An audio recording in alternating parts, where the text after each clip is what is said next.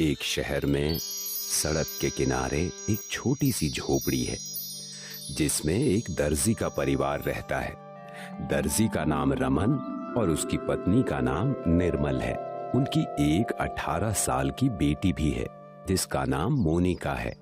मोनिका अभी अपनी पढ़ाई करती है, लेकिन दर्जी को उसके विवाह की चिंता है और वो उसका विवाह नहीं कर पा रहा है क्योंकि दर्जी के पास इतने पैसे नहीं हैं और बगैर दहेज के कोई भी विवाह करने के लिए तैयार नहीं है।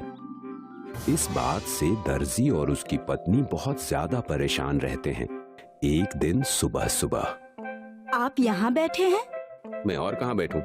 अब तो मुझे खुद समझ नहीं आता कि जिंदगी ने मुझे कितना परेशान कर दिया है और मैं एक बेबस पिता बन चुका हूँ जो मैं रोटी भी नहीं कमा पा रहा हूँ और साथ ही साथ मुझे तो बेटी का विवाह भी करना है, लेकिन मैं वो भी नहीं कर पा रहा हूँ।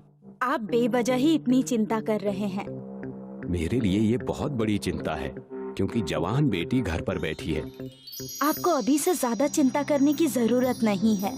ये तुम्हारे लिए आसान हो सकता है, लेकिन मेरे लिए नहीं है क्योंकि मैं सुबह से इंतजार कर रहा हूँ। मेरे पास कोई एक आदमी भी नहीं आया ताकि मैं कुछ काम कर सकूं और कुछ पैसे कमा सकूं।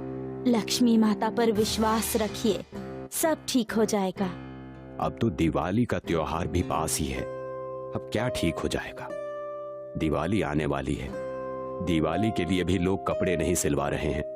चिंता तो मुझे भी है कि इस बार हमारे घर दिवाली कैसे मनेगी, लेकिन हम इसके अलावा कर भी क्या सकते हैं? सिर्फ भगवान से उम्मीद लगा सकते हैं, माँ लक्ष्मी से प्रार्थना कर सकते हैं कि जैसे सबके घर आती हो वैसे ही हमारी इस झोपड़ी में भी आ जाओ। अब तो घर में राशन भी कुछ दिन का ही बचा है, शायद दिवाली तक ये भी खत्म हो जाए। मोनिका की पढ़ाई का भी ऐसा ही है क्योंकि उसकी कॉलेज की भी फीस हमारे पास नहीं है, तो अब उसे भी पढ़ने के लिए मना करना पड़ेगा क्योंकि पहले रोटी लाएं या पढ़ने के लिए पैसे लाएं। अगर मुझे काम मिलता तो मुझे कोई भी चिंता नहीं होती, लेकिन सबसे बड़ी चिंता का कारण यही है कि काम नहीं है तो पैसे भी नहीं हैं। अब चिंता छोड़िए और भगवान के भरोसे सब कुछ छोड़ दीजिए। एक दिन दर्जी रमन बाहर से दौड़ा दौड़ा आया और उसने खुश होकर अपनी पत्नी निर्मल से कहा, अरे तुम जल्दी से घर की साफ सफाई करो और कुछ खाने के लिए बना लो क्योंकि हमारी मोनिका को देखने लड़के वाले आ रहे हैं। क्या हमारी मोनिका के लिए भी कोई लड़का आने वाला है? अरे हाँ भाई, मैं इस बात का झूठ क्यों बोलूंगा। मुझे बहुत खुशी हो रही है कि लड़के वाले आने वाले हैं और वो हमारे लिए मोनिका से शादी करने के लिए तैयार हैं।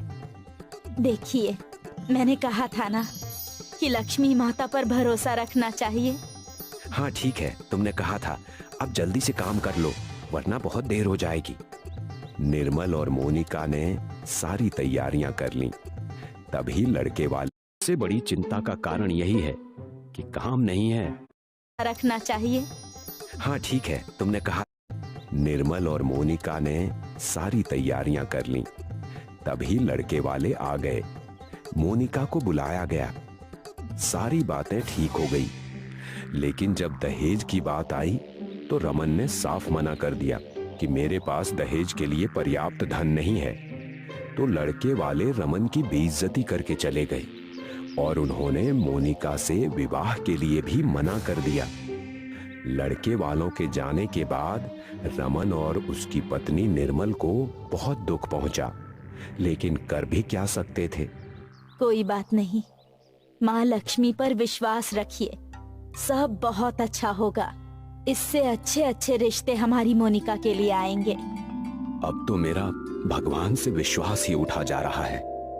ऐसा नहीं कहते, भगवान हमेशा हमारे साथ हैं।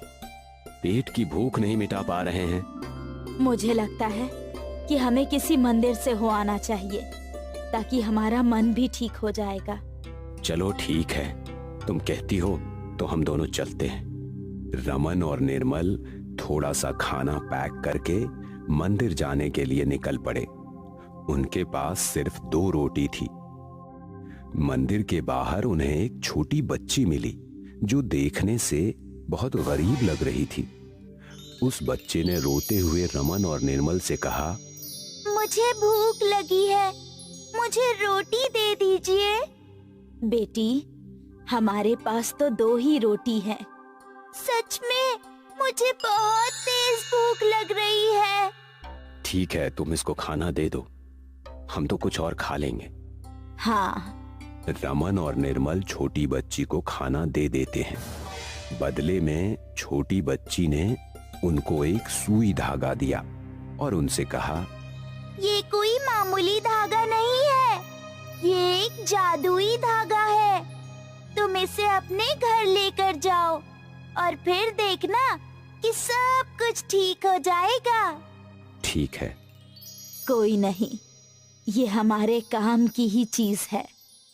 निर्मल और रमन ने मंदिर में पूजा की और वापस अपने घर चले गए। रमन ने उस सुई धागे को अपने मशीन के ऊपर ले जाकर रख दिया।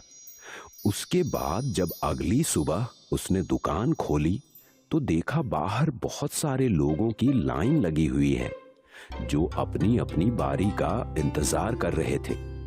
जब रमन ने इतनी ज्यादा भीड़ देखी तो वो हैरान हो गया। रमन घर आया और अपनी पत्नी निर्मल से कहा, अरे बाहर जाकर देखो, कितने सारे लोग हमसे सिलाई कराने के लिए खड़े हैं। रमन और उसकी पत्नी निर्मल गए और उन्होंने देखा कि बहुत बड़ी लाइन लगी हुई है।